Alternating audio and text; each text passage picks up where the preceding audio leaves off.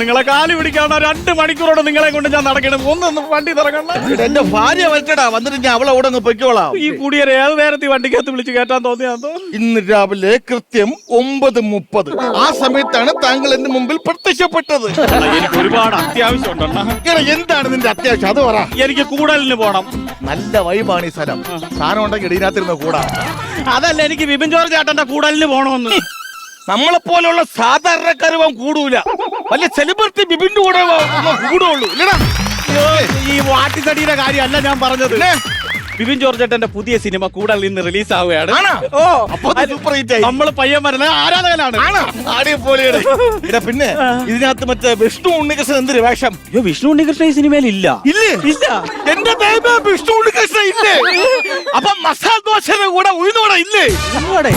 അതാണ് കോംബോ. നീ കേട്ടിട്ടില്ലേ?